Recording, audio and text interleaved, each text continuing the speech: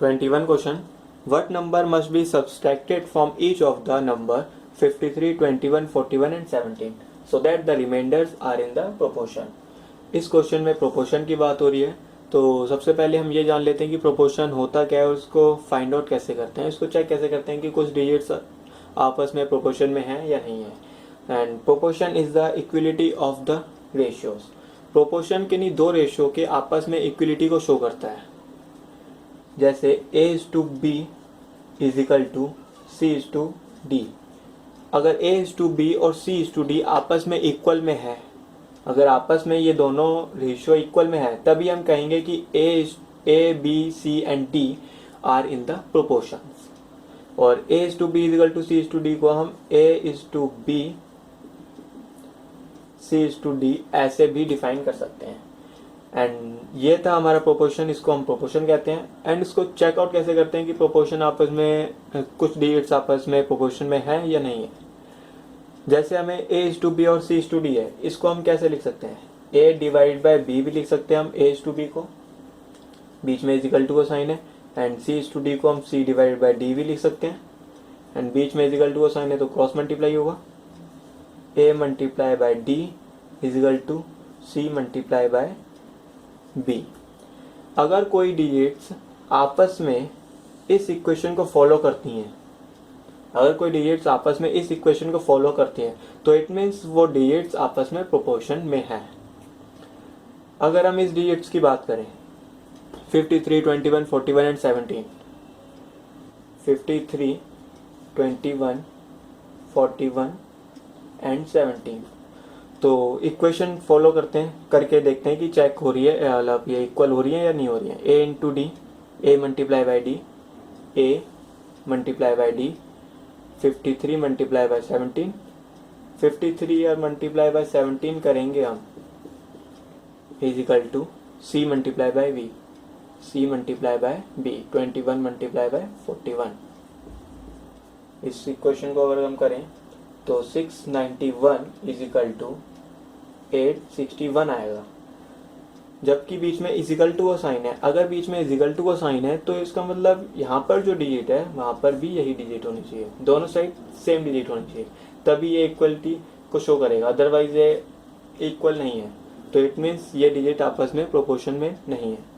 तो क्वेश्चन यही कह रहा है कि ये डिजिट आपस में प्रोपोर्शन में नहीं है, ये वाली डिजिट। एंड जो ऑप्शन दे रखे हैं इन ऑप्शन में से कौन सी डिजिट्स इन सब डिजिट्स में सब्सट्रैक्ट करी जाए जिससे कि ये डिजिट्स प्रोपोर्शन में हो जाए। सपोज हम पहला ऑप्शन उठाते हैं, पहले ऑप्शन में 1 दे रखा है तो 1 हम इन सब डिजिट में सब्सट्रैक्ट कर लेते हैं।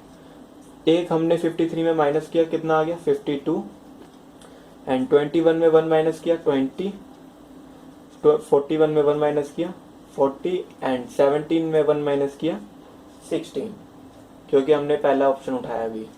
इसका कोई मेथड या कोई शॉर्ट ट्रिक नहीं है, इसका ना ही कोई फार्मूला लगता है, इसमें बस इसी इक्वेशन को फॉलो करना पड़ता है एंड सारे ऑप्शन इसमें 1 बाय 1 चेक करने पड़ते हैं। और इसका कोई इसमें लॉजिक या और कोई मेथड इसमें यूज़ नहीं होता जिससे कि ये बहुत आसानी से हो जाए। इसमें 1 बाय 1 ऑप्शन चेक करने पड़ते हैं बस। तो अभी हमने सिर्फ पहला ऑप्शन उठाया 1, तो 1 हमने इन सब डिजिट्स में सबसेट किया जिससे कि हमारे पास ये डिजिट्स आ गई। अब इन डिजिट्स को चेक करते हैं कि ये डिजिट्स इस इक्वेशन को फॉलो करती हैं या नहीं करती हैं।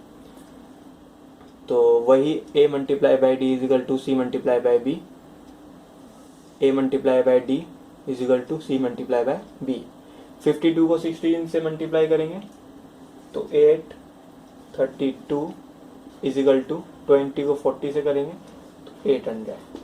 ये डिजिट भी आपस में इक्वल में नहीं है, इट मीन्स ये ऑप्शन भी आंसर नहीं है।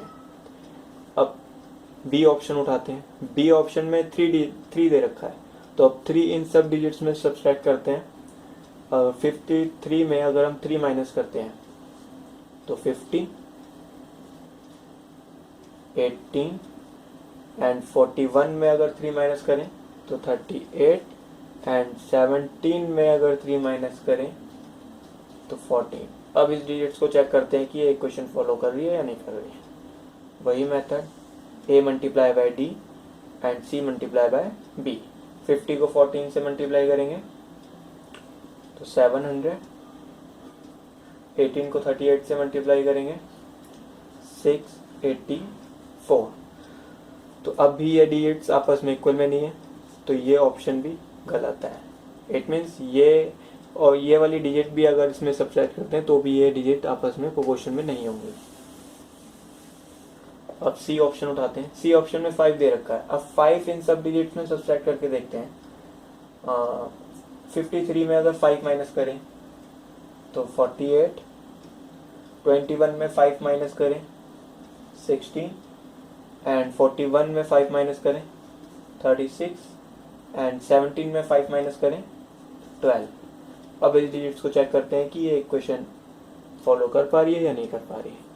देन वही method 48 multiply by 12 a multiply by d is equal to c multiply by v 16 multiply by 36। इसको करते हैं सॉल्व, तो आएगा 576 is equal to 576।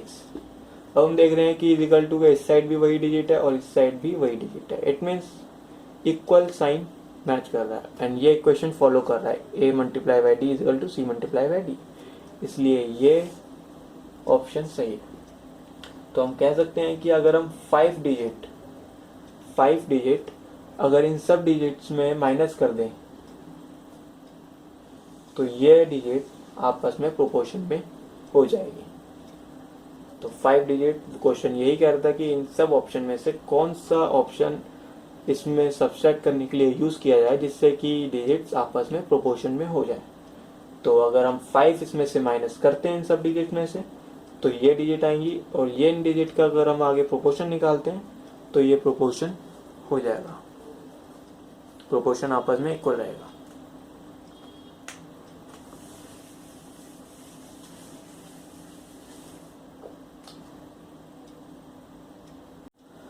Second question देखते हैं। The age of A and B are in the ratio 5:4। After 3 years the ratio of their age will become 11:9। Find the present age of B. 5:4 हमें as a और B का as ratio दे रखा है, and 11:9 A B का 3 साल के बाद की एज का रेशियो दे रखा है। अगर हम इसका डिफरेंस देखें तो कितना है 6 and 5। यहाँ पर रेशियो जो हमें डिफरेंस होता है वो हमें सेम चाहिए होता है, तो डिफरेंस यहाँ पर सेम नहीं आया तो 2 से मल्टीप्लाई करेंगे हम इसका। अब मल्टीप्लाई करने के बाद क्या रेशियो आएगा 10:8 एंड 11:9। अब हम इसका डिफरेंस देखें तो 1:1, जो डिफरेंस है वो सेम आ रहा है, और जब यहाँ पर डिफरेंस सेम आ जाता है तो 1 रेशियो बराबर कितना है 3, क्योंकि 1 रेशियो क्या है डिफरेंस है, रेशियो का डिफरेंस है, एंड 3 years क्या है उनकी एज का डिफरेंस है। तो 1 रेशियो बराबर 3 years। 1 रेशियो की अगर 3 years वैल्यू आ गई, हमसे पूछ क्या रहा है find the present age of B. Present age of B पूछ रहा है तो हम इसको 8 से मल्टीप्लाई करेंगे। एक रेशियो की वैल्यू अगर 3 साल है तो 8 रेशियो की वैल्यू कितनी होगी 24 years। इसको 3 को 8 से मल्टीप्लाई कर देंगे तो 24 years आ जाएगा। हमने 3 को 8 से ही क्यों मल्टीप्लाई किया, 9 से क्यों नहीं किया, क्योंकि हमसे क्वेश्चन में पूछ रहा है प्रेजेंट एज ऑफ बी। 10:8 क्या है हमारा प्रेजेंट एज का रेशियो है, एंड 11:9 हमारा आफ्टर 3 years का रेशियो है। तो हमसे प्रेजेंट एज ऑफ बी पूछ रहा है, तो प्रेजेंट एज 10:8 है तो 8 से मल्टीप्लाई करेंगे। अगर हमसे प्रेजेंट एज ऑफ ए पूछता तो हम उसको 10 से मल्टीप्लाई करते हैं, क्योंकि ए का जो रेशियो है वो 10 दे रखा है। यही मेथड है। तो आंसर क्या है 24 years। 24 years बी की एज है present. So guys, if you really liked it, subscribe my YouTube channel to get more videos update, and if you have any doubts in this question you can mail me on studyform16@gmail.com.